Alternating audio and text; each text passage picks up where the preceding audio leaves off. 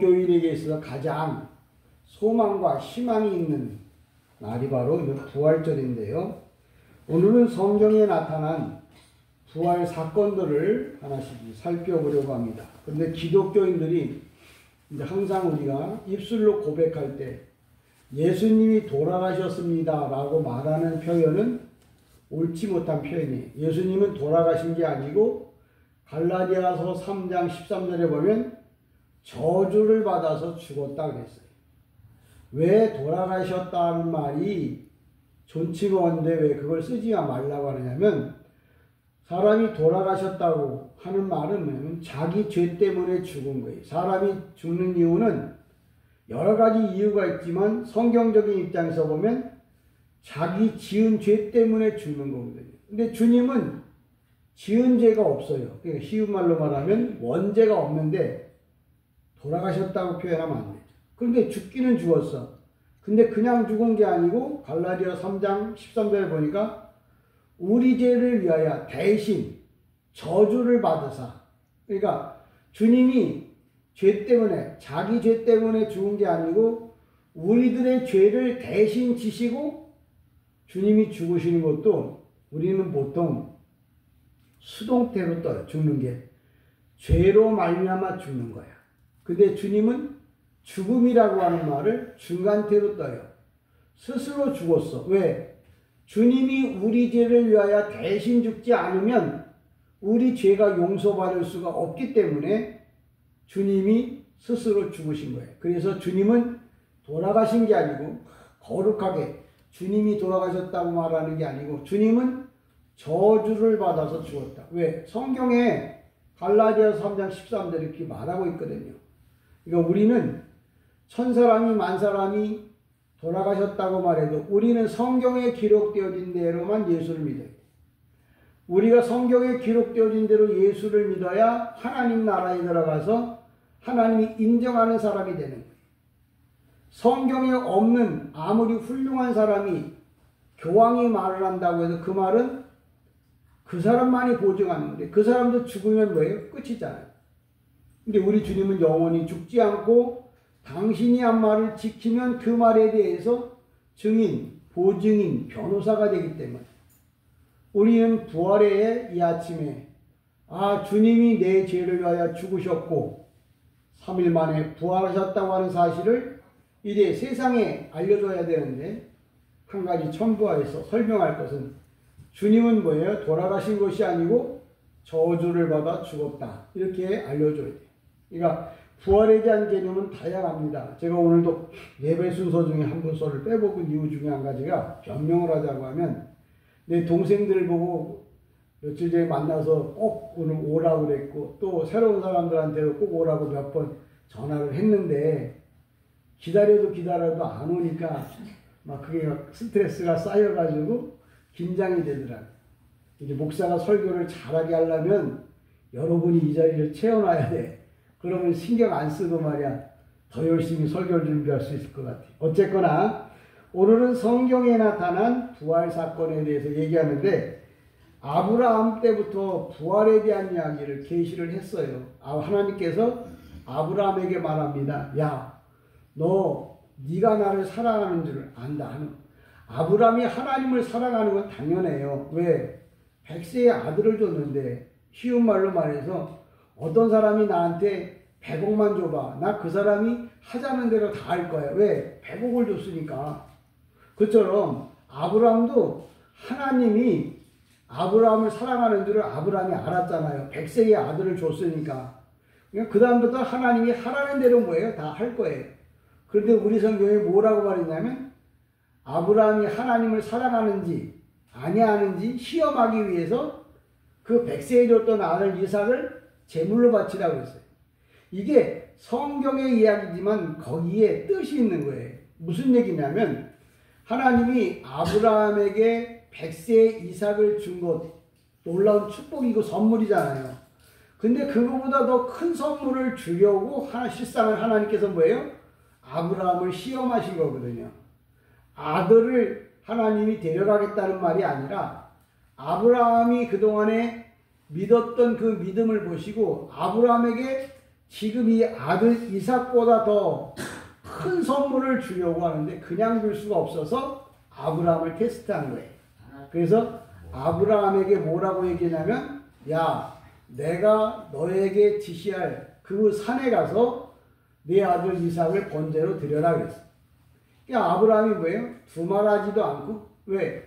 그동안에 하나님이 주신 은혜가 감사하니까 이유 불문하고 그 아들을 데리고 종을 데리고 이제 그 원하는 산으로 갑니다. 그런데 그 산이 오늘날로 말하면 모리아 산이, 예, 아브라함이 아들 이삭을 바쳤던 산이 모리아 산인데, 모리아라고 하는 말은 히브리 말로 하나님 모리아가 야 발음이에요. 아람어로다가 여호와라는 뜻이야.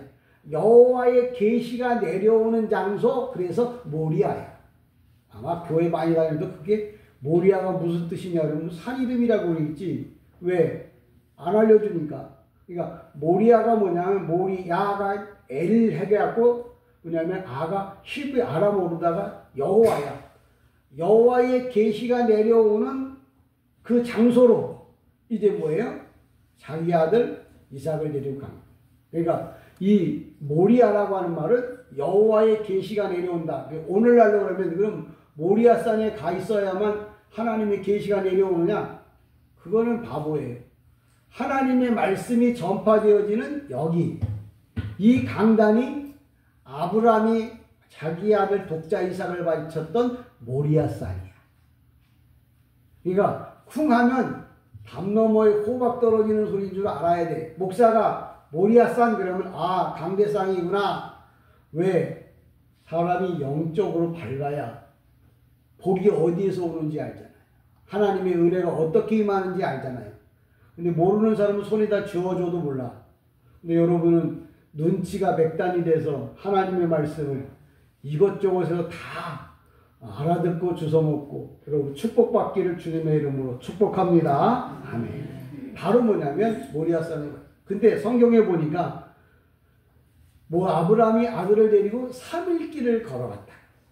그래서 모리아산에 가서 아들을 바치러 가기 전에 끝까지도 안 가고 종들과 말을 중간에 내려놓고 아브라함이 이렇게 말합니다. 야, 지금 아브라함하고 이삭이 둘이 갑니다. 그러면서 뭐라고 얘기하냐면, 아버지가 아브라함의 아들 이삭을 제물로 바치면 갈 때는 두 사람이 갔어도 올 때는 한 사람이 와야 되잖아요. 근데 수경에 보니까 두 사람이 갔다 우리가, 여기 보니까 뭐라고 말하냐면, 뭐라고 얘기하냐면 우리가 너희에게로 다시 돌아오리라 그랬어. 아브라함이 분명히 아들 이삭을 제물로 바친다고 해서 갔는데, 그러면 제물로 바치고 나면 아브라함 혼자 터덜터덜 걸어와야 되는데, 아브라함이 가기 전에 뭐라고 얘기를 하냐면, 야, 우리가 두 사람이 갔잖냐?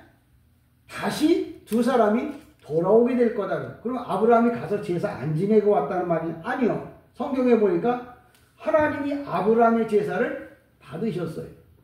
그럼 거기서 어떤 일이 일어났느냐? 모리아산에서 바로 예수님은 죽으시고 죽은 자를 부활시킨 사건을 영적으로 아브라함에게 실전을 통해서 보여준 거예요. 그러니까 여러분들, 아브라함이 이삭을 바칠 때 그 사건의 진면목, 키포인트가 뭐냐? 죽으심과 부활을 주님을 통해서 받았다는 거예요. 그래서 믿음의 조상인 거예요. 그러니까 여러분들이 성경을, 이 개역 성경을 1000년을 보고 이게 뭔 말이냐고 물어봐도 아무도 모를 거예요. 그러니까 아브라함이 하나님께 뭐라 그러냐면, 그 후에 뭐라고 그랬냐면, 아브라함에게, 야, 아브라함아, 너 이 하늘의 별들을 세어봐라. 그랬더니 어떤 사람은 별 하나 별들 나둘 이러고 밭에다가 잠들고 마는데, 그 말은 하늘에 있는 별들을 세어보라는 게 아니고 아브라함의 네 믿음을 본받아서 예수 믿고 구원받을 성도들의 수를 말하는 거예요. 그게 하늘의 별을 세어보라는 말이야. 이게 모르면 뭐예요? 별 하나 별들 나들어서 잠들지 말고, 아하, 나를 통해서 구원받을 백성들을 하나님이 많이 보내주시겠다고 하는 거구나. 그러면 그 얘기는 아브라함의 얘기가 아니고 내가 예수를 똑바로 믿어야 나 때문에 하늘의 별들이 많아지겠구나. 예수 믿는 사람이 많아지겠구나 하고 깨닫고 은혜를 받기를 주님의 이름으로 축복합니다. 사람이 좋은 사람도 있고 뭐 건강한 사람도 있고 약한 사람도 있잖아요. 별 중에도 지금 우리 눈에 가장 잘 보이는 별이 동쪽 하늘에 뜨는 금성인데요. 밝기가 다른 배에 뭐 30만 배가 더 밝대요. 그러니까 사람의 눈에 잘 띄는 거죠. 여러분들이 영적으로 밝은 별이 돼서 영적으로 아브라함이 되어서 여러분 때문에 예수 믿는 사람들이 많아지는 그게 바로 부활절의 참된 의미라는 것을 꼭 기억하시고 내가 빛난 별이 되기를 주님의 이름으로 간절히 축복합니다. 원래 이 부활이라고 하는 말은 이제 헬라어로다가 아나스타시스 그래요. 아나라고 하는 말은 하나님의 보좌가 있는 것을 아나라고 그래요. 스타시스라고 하는 말은 서서 올라간다. 그래서 부활의 참된 의미는 뭐냐면 서서 주님께 올라가는 거예요. 그러니까 그럼 부활할 때 이렇게 서서 올라가겠구나. 그렇게 생각하는 사람도 착한 사람이지만 그게 아니고 부활이라고 하는 것은 내가 하나님께로 가는 것을 부활이라고 말해요. 죽어서 가는 사람, 죽어서 부활하는 사람, 살아있으면 내가 주님이 오시는 날 살아있다고 하면 나는 뭐예요? 그때는 내 영혼이 서서 주님께 올라갑니다. 그러니까 부활이 뭐냐면 주님께 서서 올라가는, 다시 말하자면 부활은 뭐냐면 주님을 향하여 올라가는 날, 주님께 영광 돌리는 날. 그러니까 그 부활이 꼭 부활절만 부활절이 아니라 내가 예배를 드려서 예배가 하나님께 올라간다고 하면 다 그게 다 뭐예요? 부활절인 거예요. 그러니까 하나 가진 사람보다 둘 가진 사람이 부자고 둘 가진 사람보다 100개 가진 사람이 부자인 것처럼 부활의 은혜가 많이 여러분들에게 체험되어지기를 주님의 이름으로 간절히 축복합니다. 오늘 본문의 말을 정리하자면 아브라함 때부터 부활을 뭐예요? 우리에게 계셨어요. 계시하셨어요. 몰라가지고 뭐예요? 갇혀있으니까 몰라서 그거 어떻게 됐지? 아브라함이 분명히 죽인다고 그랬는데 하나님이 그럼 아브라함하고 짜고서 그러면 그냥 죽인 거 짱 하고 왔나? 아니요. 하나님은 예배를 받았어요. 근데 그럼 왜 또 아브라함이 아들을 그 이삭을 데리고 왔을까? 죽었던 아들을 부활시킨 거예요. 그 영적인 얘기는 신비잖아요. 이건 하나님 나라에 가서 봐야 돼. 하나님, 저도 가서 궁금한 걸 물어볼 거예요. 하나님, 그 창세기에 나타나고 사건, 요게 어떻게 된 겁니까? 그때는 내가 뭐예요? 고린도전서에 보면 지금은 힘이 하나, 그때는 얼굴과 얼굴을 대하여 볼 것이요. 지금은 아리까리하지만 부활을 알아.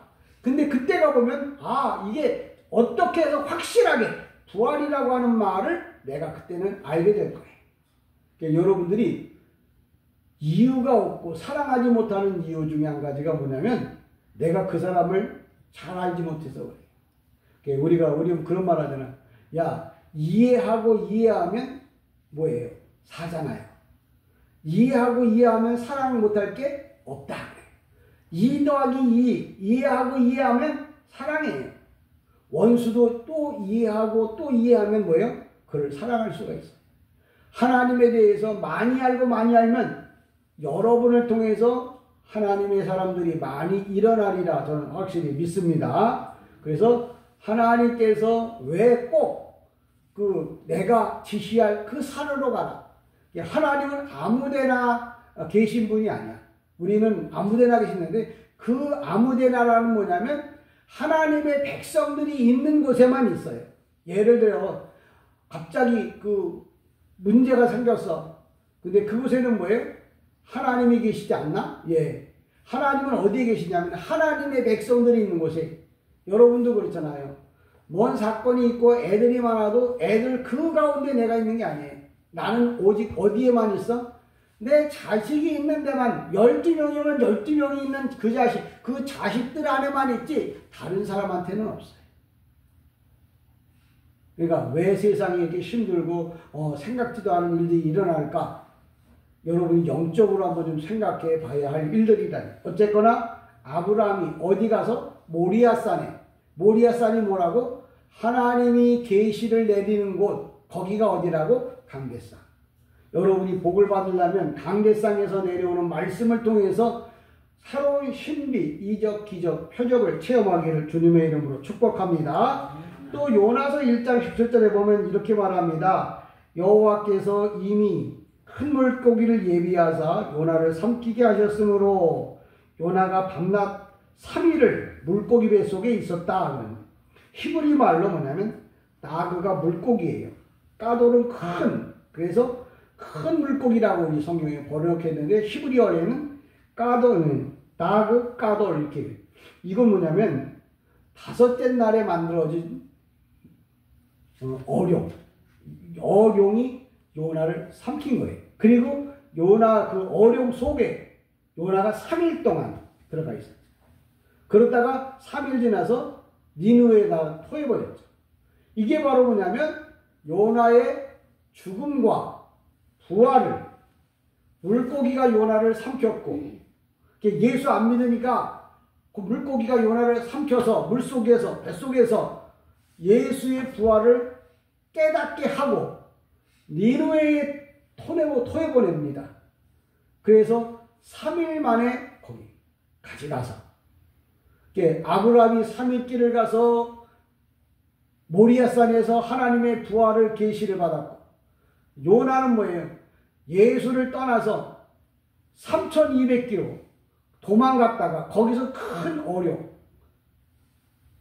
공룡을 그냥 보통 어룡, 익룡, 공룡 이렇게 3가지 나와요. 하늘에 날아다니는, 또 물속을 다니는 용, 그 다음에 육지에 다니는 용, 이거 그냥 통틀어서 공룡이라 이렇게 말해요. 그건 역사적으로 이 지구상에 존재했던 날 용이에요. 그 용을 하나님 준비해서 뭐예요? 요나를 가둬서. 그러니까 요나가 왜 도망갔냐면 부활의 주님을 몰랐기 때문에. 부활의 주님을 몰랐기 때문에 부활의 주님을 알려주기 위해서 하나님께서 요나가 삐딱한 마음을 갖고 딴 데로 도망갔다가 물속에서 공룡에 의해서, 어룡에 의해서 3일 동안 물고기 그 뱃속에서 얼마나 그냥 회개하니까 아, 주님이 부활의 주님이고 그 주님을 내가 증거해야 되는구나 하고서 깨닫게 되어지니까 3일 만에 바시스에다 갖다 토해냈잖아요. 그게 바로 뭐냐면 부활을 우리에게 알려주기 위한 두 번째 증거예요.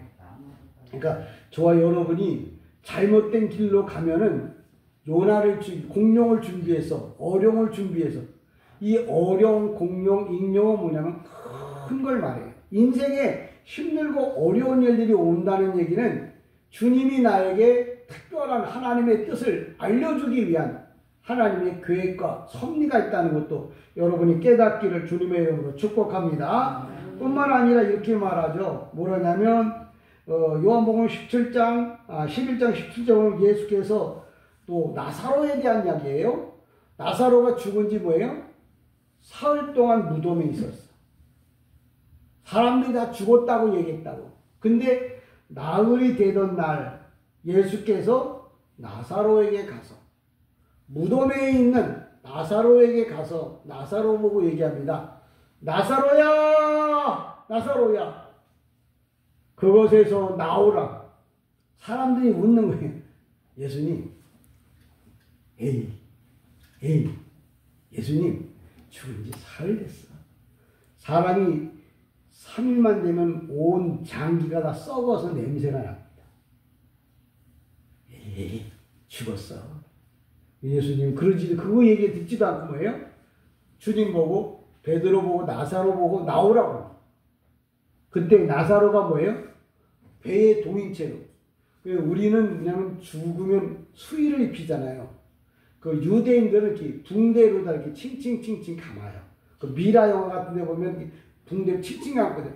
그렇게 하고서 껑충껑충 뛰어나온 거예요. 왜? 많은 사람들은 그래. 저거 풀어놓아서 붕대를 이제 풀어가지고 살아서 돌아다니게 하라고 주님 말씀하세요. 그 사건이 뭐냐면 바로 뭐예요? 부활 사건. 이게 성경에 아브라함 때부터 시작해갖고 나사로까지 죽었다가 살아난 사건들을 성경에 여기저기에다 다 써놨어요. 왜? 기독교인에게 가장 중요한 게 뭐냐면 죽었다가 부활하는 거예요. 그럼 그 사람들은 그렇게 했다고 쳐고 우리는 뭐예요? 상관이 없겠네. 근데 여러분 부활 사건이 우리에게도 한 번씩 다 체험되어지고 경험되어진 거예요. 근데 그걸 몰라서 그래. 세례 안 받으신 분은 없죠. 세례 안 받았으면 제가 세례를 줘야죠. 목사의 첫 번째 일이 세례 주는 거예요.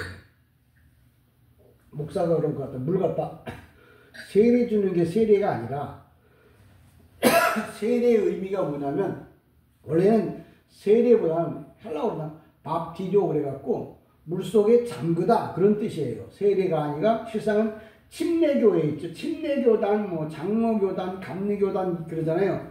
침례교단은 세례를 줄 때 어떻게 주냐면 진짜 물속에다가 그 목욕탕 같은 데 가가지고 물속에다 직접 이렇게 뭐예요? 집어넣었다가 꺼내요. 이제 그걸 그들은 중심으로 그 모여진 단체가 침례교야. 장로교회는 근데 어떻게 해요? 여러분 세례받을 때 어떻게 했어요? 제가 저한테 세례받았다 그러면 물통에다가 머리에다 이렇게 물을 한번 합쳐갖고 성부와 성자와 성령의 이름으로 세례를 주노라. 그럼 아멘. 그러면 끝났잖아요. 근데 이 세례가 뭐냐면 내가 모든 죄를 지고 죽는 거예요. 물속에 들어간다는 말은 내가 모든 죄를 지고 죄 때문에 죽는 거예요. 그러다가 죽기 직전에 그걸 끌어올리는 거예요. 그건 뭐예요? 부활이에요. 그래서 세례가 세례식이 아니라 목사가 세례를 주는 사람이라 해서 물 갖다 그냥 머리에 얹어주는 사람이 아니라 예수의 죽으심과 부활을 똑바로 알려주고 그 죽으심과 부활을 똑바로 고백하는 사람에게 당신이 죽으심과 부활을 믿었으니까 그 믿었다는 근거로 뭐예요? 내가 당신 머리 위에다가 물을 3방울 떨어져 줄게.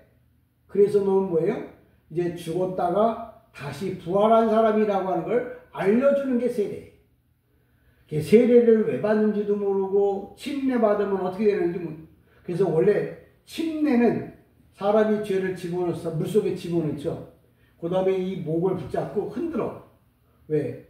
여러분들도 그 옛날 어른들은 그 냇가에 가서 빨래할 때 빨래를 다 빨아가지고 망치로 두들겨가지고 물속에다 집어넣고 어떻게 해요? 막 흔들어요. 왜? 옷 속에 그 숨어있던 모든 옷들을 뭐예요? 그 먼지들을 다 뭐예요? 털어내는 거예요. 그래서 이게 다 털어낼 때까지 계속 흔들어요. 몇 번이고. 그러다가 다 털어졌다 그러면 그때 꺼내서 말리잖아요. 그게 정상적인 침례예요. 우리가 죄 때문에 죽었어. 그래서 뭐예요? 죽으면 이제 끝나는 게 아니고 죽었으면 그 죄를 뭐예요? 다 털어야 돼. 침례교회도 문제가 뭐냐면 물속에 집어넣었다 꺼내면 침례라고 하는데 실상은 그냥 물이 아니고 흘러가는 물에 사람을 집어넣었다 바로 건지는 게 아니야. 집어넣어서 죽을 때까지 흔들어야 돼. 너 네 죄 때문에 죽은 거라고. 그걸 인식시켜야 돼. 그래갖고 숨이 요까지 차고 하기 때문에 꺼내는 거죠. 요건 예수 은혜로 사는 거야. 그러니까 이제 너는 죽고 누구만 살아야 돼? 예수만 살아야 돼. 그거 세례 똑바로 받으면 예수가 죽고 부활했다는 걸 똑바로 알면 그 사람은 그때부터 누구를 위해서 사느냐면 예수 위해 사는 거야. 근데 세례는 받았는데 들어갔다 바로 나왔어.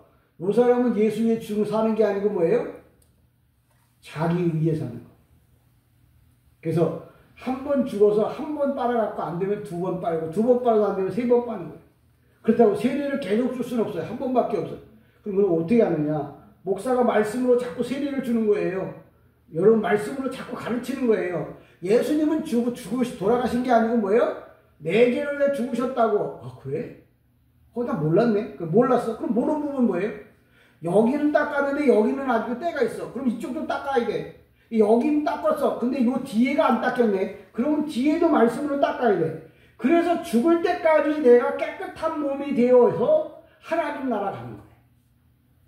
근데 이것도 저것도 모르고 한번 들어갔다 나오면 그냥 바로 천국 가는 줄 알고 착각하는 사람들이 많아요. 오늘도 부활이 바로 뭐냐면, 그러면 아브라함이 그 아들 이삭 독자를 바쳤고, 요나가 그 물고기 뱃속에 들어갔다가 나왔고, 그러면 나사로가 그러면 무덤에 들어갔다 나왔고, 그럼 나는 뭐냐? 나는 뭐예요? 세례받음으로 죽으심과 부활을 뭐예요? 알게 하는 거예요. 부활절이 여러분에게 있어서 무엇을 의미하고 있는지 알고 부활절을 많이 해요. 옛날에는 정말 부활절 되면 그냥 새벽부터 일찍 일어나서 한 옷 입고 그냥 공동운동자, 공소운동자로 모이라 그러면 어떤 산으로 모이라, 어떤 기도로 모이라 하면 흰 옷 입고 말이야. 정신없이 쫓아다녔어. 근데 뭔 뜻인지도 모르고 쫓아다니는 거예요. 부활절이라고. 그러니까 주님은 그런 걸 중요한 게 아니라 마음에 정말 하나님을 섬기는, 마음으로 하나님을 믿는 사람들을 하나님은 뭐예요? 성도라 이렇게 말해요. 결론적으로 얘기하자고 하면 그런 거예요. 우리가 이 땅에 사는 동안에 하나님을 믿는 믿음. 요한복음에도 그런 얘기가 나와요. 뭐라고 하냐? 누가복음 9장 1절에 보면 뭐라고 사람이 5장 29절에 보면 선한 일을 행한 자는 생명의 부활로, 악한 일을 행한 자는 심판의 부활로 나온다는데, 이 선한 일이라는 게 뭐냐면 세상으로 착한 일, 도와주는 일을 말하는 게 아니라 헬라는 아가도스 그런데 뭐냐면 구원받은 자를 선한 자라 이렇게 말해요. 그러니까 성경에 선한 자 봐라. 예수 믿는 선한 자는 구원을 받는다고. 그러니까 착한 일 많이 하면 구원받는다고. 그건 네가 복음에나 있는 거지. 성경에는 뭐라고 하냐면 선한 자가 뭐냐면 구원받은 자, 예수 믿은 자를 선한 자라고 성경에서 말해. 그러니까 모르고 막 입을 열면 거짓말이에요. 알고 말하면 진리가 되는 거고, 모르고 말하면 아무리 말을 잘해도 그건 다 뭐예요? 거짓말이고, 더 말 잘한다. 그럼 사기꾼이에요. 선한 자는, 선한 일을 행한 자는 생명의 부활로.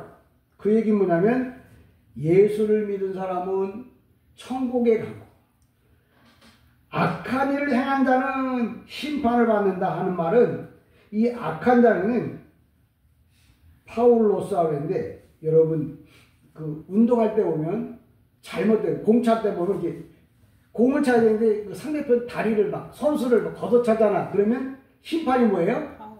파울! 그런다. 이 파울. 무슨 얘기냐면 잘못했다는 거죠. 이 악한 자란 말은 내가 남을 죽이고 남을 사기치고 남을 때려, 그래서 악한 자가 아니야. 성경에서 말하는 악한 자는 뭐냐면 예수를 믿다 떠난 자, 예수 믿지 않는 자를 다 뭐라고 하냐? 악한 자라고 말해. 그래서 우리 성경에 선한 자, 악한 자 이렇게 나눈다 그러면 그냥 세상적으로 착한 사람을 말하는 게 아니라 예수를 믿는 사람, 그걸 선한 자라고 그래요. 악한 자는 뭐냐? 예수를 믿다 떠난 사람, 예수 믿지 않는 사람은 성경에선 악한 자라고 그래요. 세상의 기준하고 성경의 기준이 달라요. 근데 오락가락 하는 사람은 뭐예요? 기준이 없는 사람입니다. 목사인데도 오락가락 하는 사람은 기준 없는 거예요. 성도인데도 오락가락 하는 사람은 기준이 없는 거예요. 그래서 성경은 항상 뭐예요? 기준이 정확해요. 그래서 주님은 뭐라면 나만 봐라. 내가 길이요, 진리요, 생명이니 나만 보고 따라와야지 딴 데 보고 따라가면 지옥 간다는 거예요. 예수만 바라다보고. 오늘도 부활의 주님은 뭐예요? 그 주님만 바라다보고 가야 우리가 어디 간다고요? 천국 간다. 오늘도 이 진리가 어디에서 난다고요? 아브라함에게는 모리아산, 요나에게는 물고기 뱃속, 나사로는 무덤. 우리는 세례를 통해서 이 진리의 말씀이 내려오는 거예요. 오늘도 성경에 나타나는 부활 사건을 이게 나눠놓고 보면서, 내가 부활주일에 또 새로운 것을 깨닫고, 그 새로운 말씀을 따라서 오늘도 여러분이 죽은 날까지 한 번 지키고가 끝나는 게 아니라 이걸 지키고 또 나오는데 또 다음 부활주의에 또 말씀이었어. 그럼 또 지키. 그래서 저도 목욕탕에 가보지만 한 번 닦아서 깨끗해진 거 아니에요. 한 번 교회 다녀서 깨끗한 게 아니에요.